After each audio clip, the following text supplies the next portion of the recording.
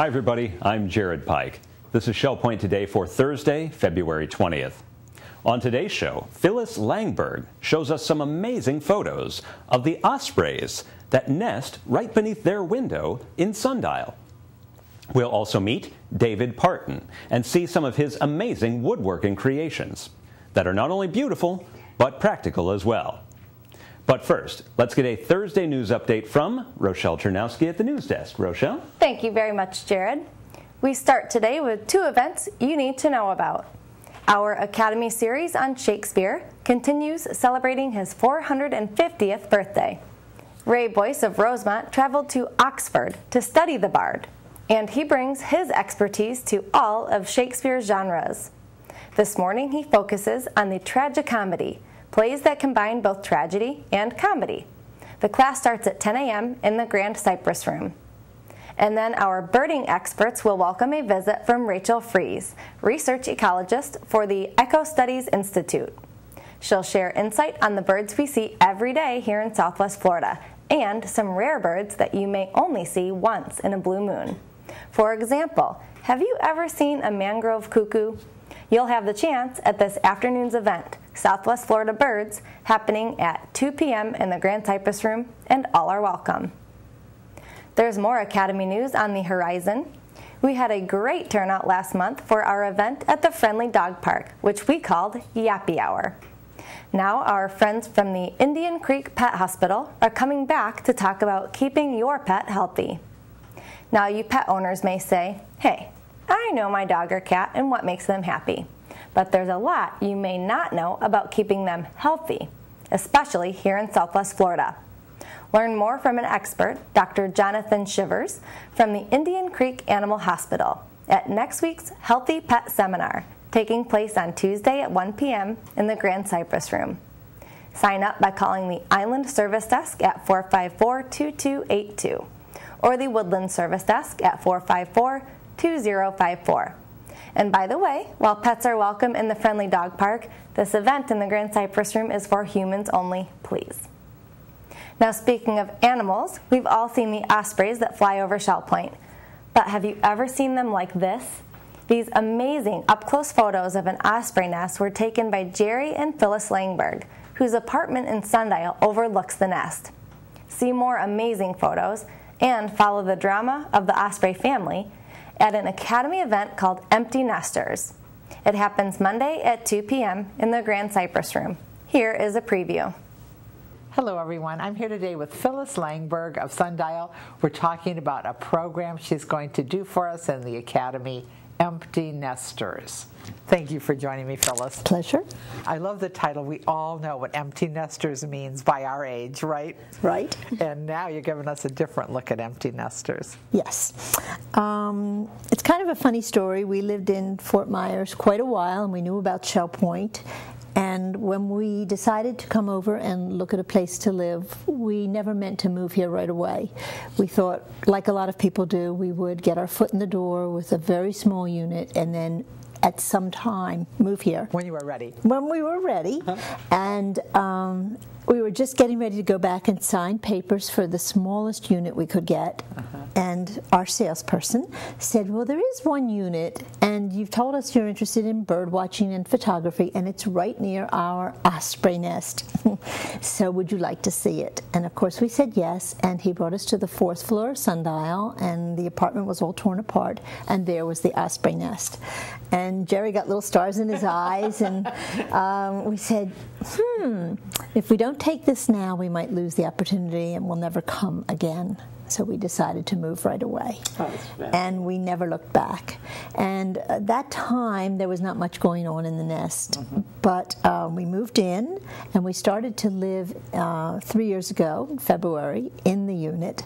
And the first year, not much happened. But the second year, there were eggs, and they hatched.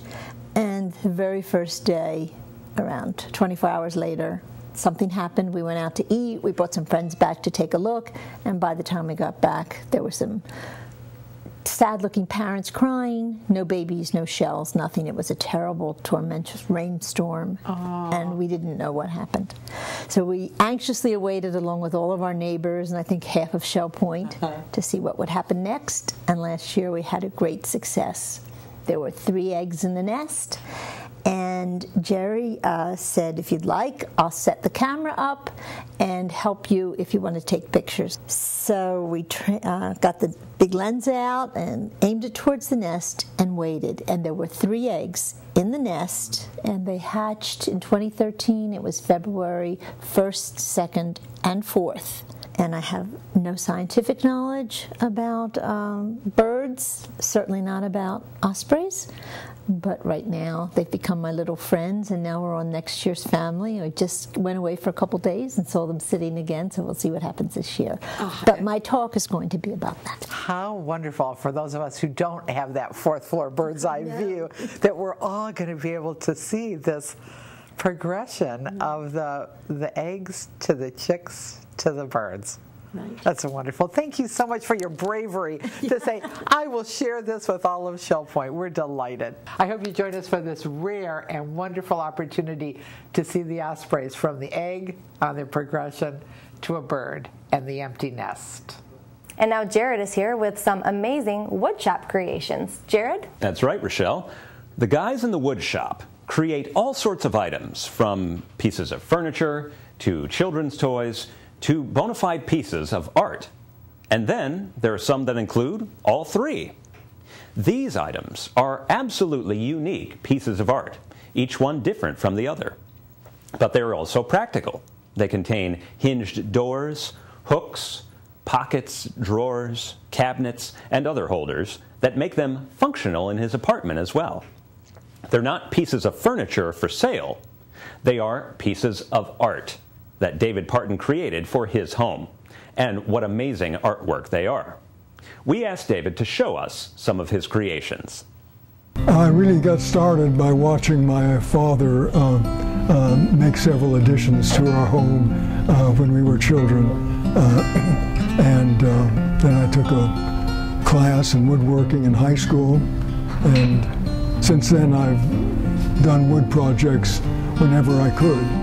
For woodworking, this is a great place to come because it's a large wood shop and it has virtually any tool that you can figure out how to use. You have someone to talk to for consultation, and it's just a very good place for getting ideas and for getting technical help. I call my work functional wood art.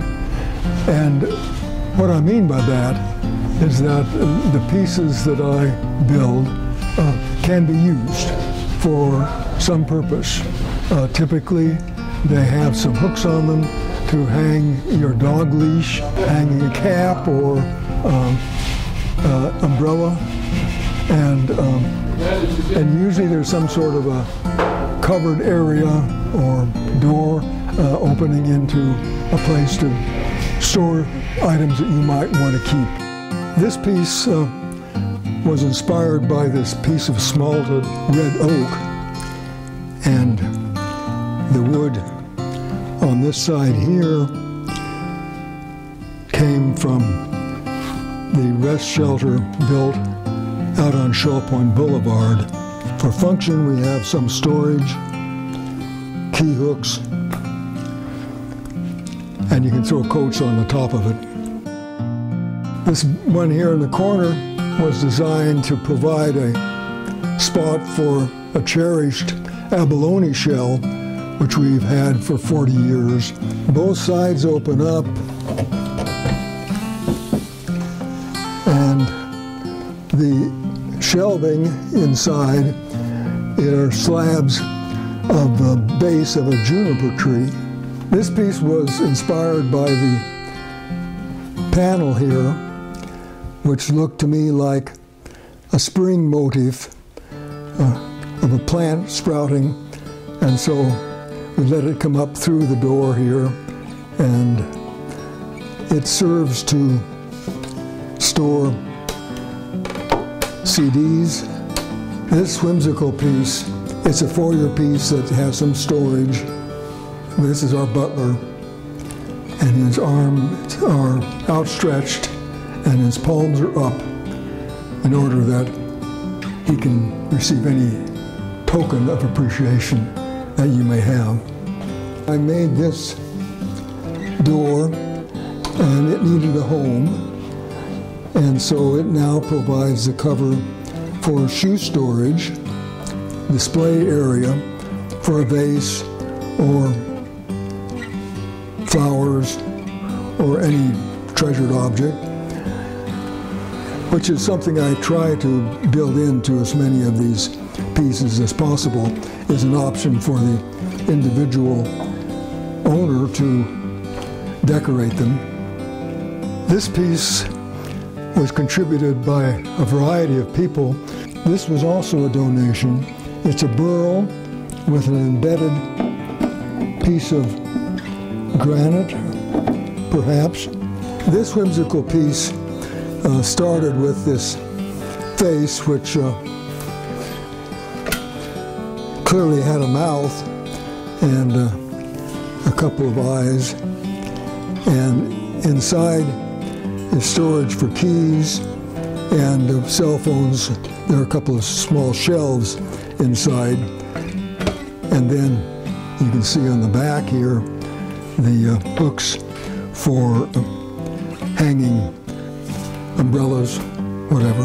This little piece is simply decorative, although it does have a little storage for things like candy. This is the spathe of a queen palm, which inspired this piece, the combination of its shape and the shape of this oak. The important thing about this case that I would like to point out is that I try to reveal the life history of the tree. It is decayed from lying on the floor of a forest in North Carolina, and these hooks are burl of walnut. I was going to build a piece that was starkly modern, maybe with cables and the other end here.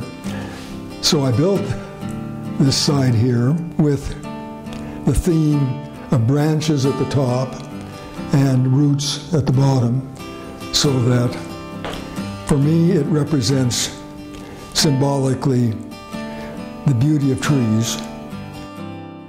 My inspiration typically starts from a piece of wood because we get unique pieces of wood, and then I ask, well, what can I do with it? There's some rules. A golden rectangle rule, which suggests what dimensions you ought to have for the width and height, but it's going to have to look like it's situated wherever it's at. And then that means that the bottom has to look heavier, whether it is or not.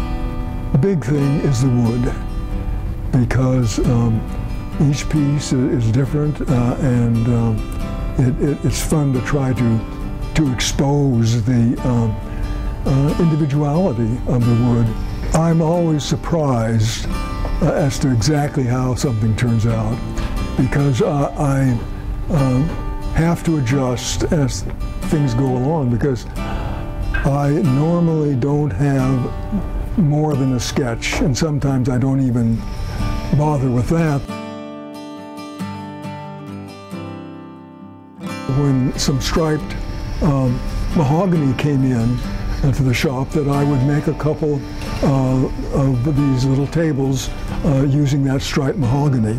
And I traced the patterns onto a plank and cut it out on the bandsaw, and then I go to a big circular sander that allows me to straighten out the little crooks in the sawing. Then I start fitting it into this jig, and if I didn't spill any glue where I shouldn't have, it ought to pick right out. Yeah, okay. Sand down this rough sanded box to fit under here, and that will be a place to store items like pencil and paper. I think of it as sort of a couch potato table where you have close by a place to put your book, put your cup of coffee, and if you want to take a note, you can do so. And then it comes to the legs. We will end up with opposite legs going in the opposite direction. And then if we shift these around, these will be going that way too. I love woodworking because it allows me to plan a project and see how it comes out. And I've done it all my life, and there's this amount of familiarity to doing that sort of thing that I find very, very comforting. And so I call it my physical therapy, and this is a great place to do that.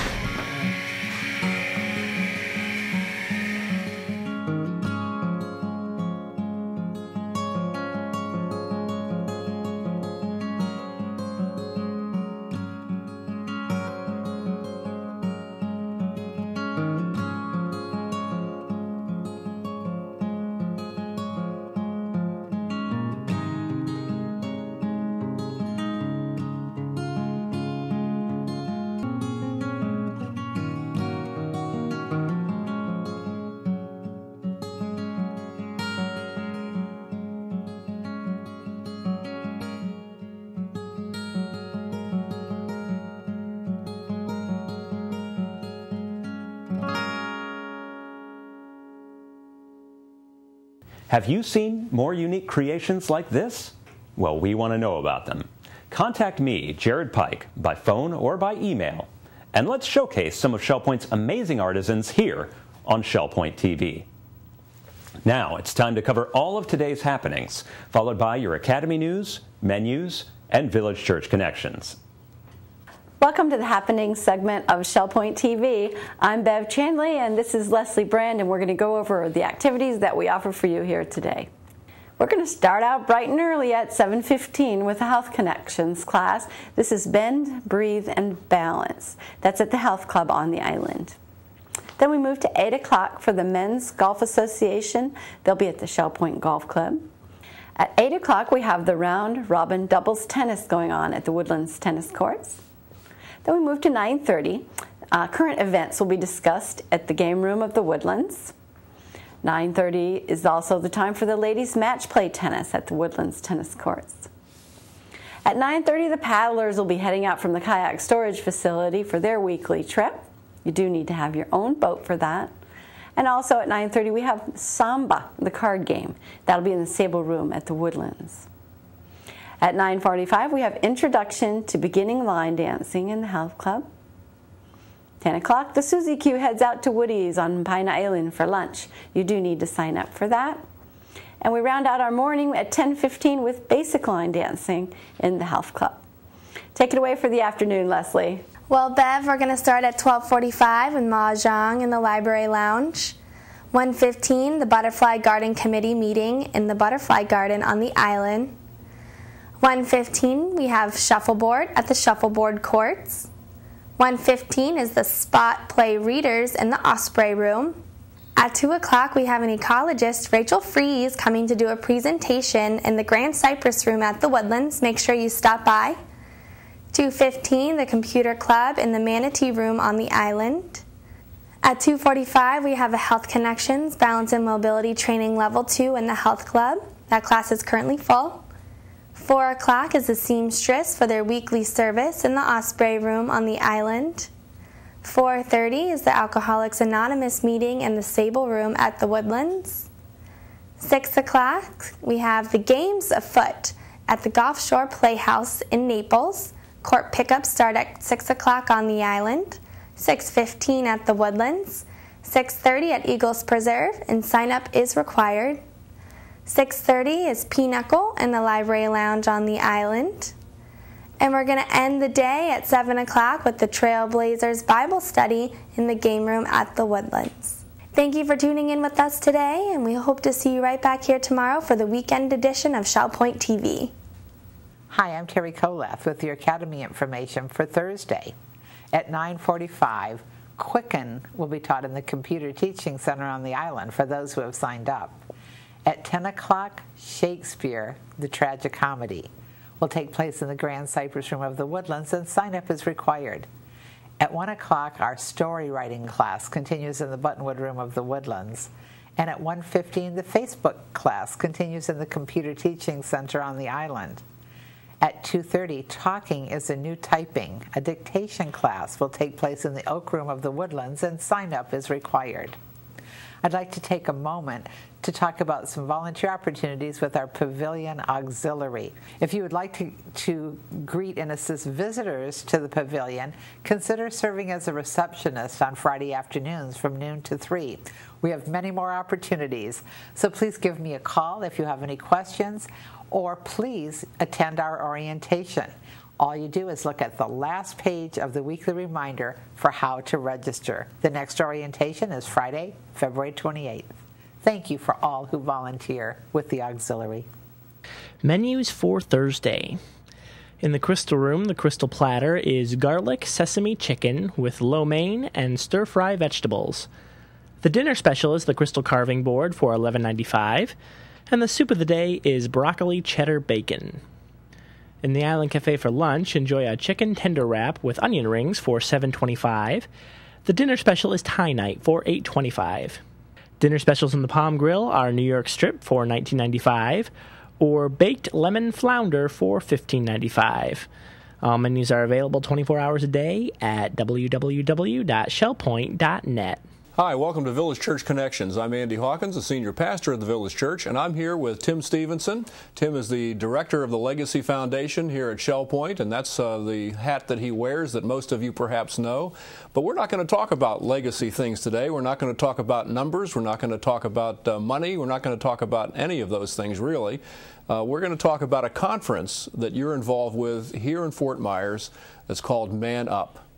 So man up, my friend, and tell us about it. Well, this is our second annual Man Up conference, so I guess now it's an annual thing. You have to have a third next year, then. That's exactly right.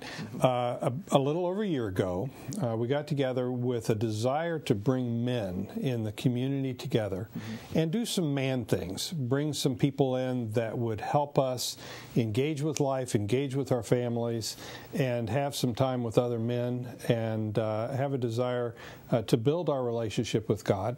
And it was a lot of fun. We had a good time. Had a number of people come out representing churches from all over town, and we're going to do it again. That's fantastic. Now, the host for this event is Christ Community Church. They're located up on far east Colonial Boulevard, up in that part of town, and yet it will be held there, but there'll be people representing, and so we want to invite the men to come. Absolutely, it's a community-wide event for sure. That's exactly right. Yeah. Now tell us a little bit about the speakers. I actually know one of them very well, and it'll be interesting to hear you talk about him. Well, Ralph Trainer is the dad, right. And he'll be bringing his son Joel.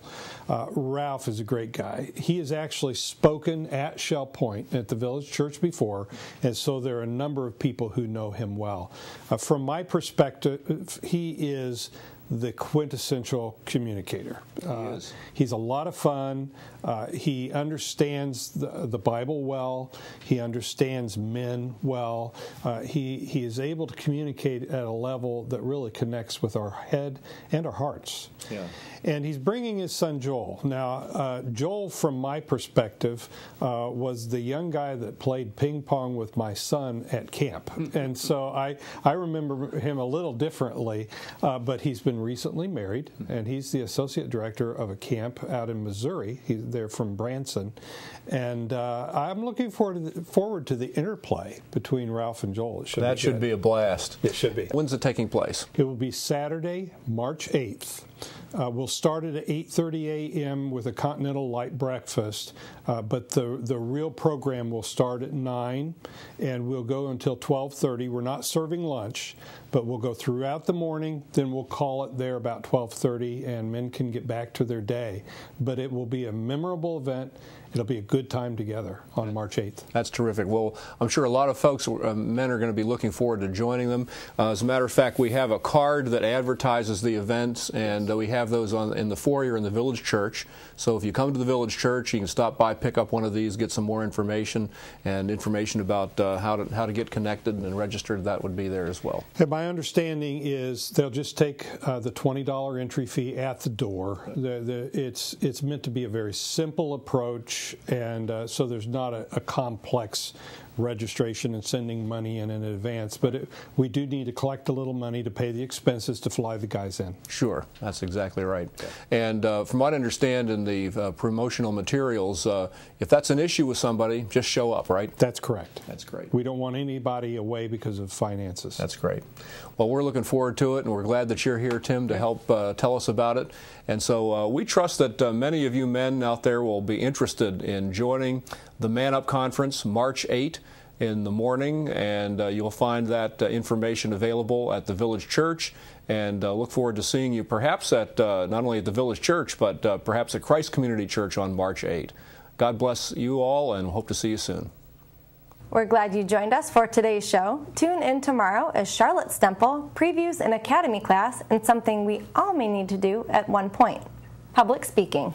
Until then, this is Shell Point Today for Thursday, February 20th. I'm Jared Pike. And I'm Rochelle Chernowski. From all of us here at Shell Point TV, we hope you have a great day, and we'll see you again tomorrow.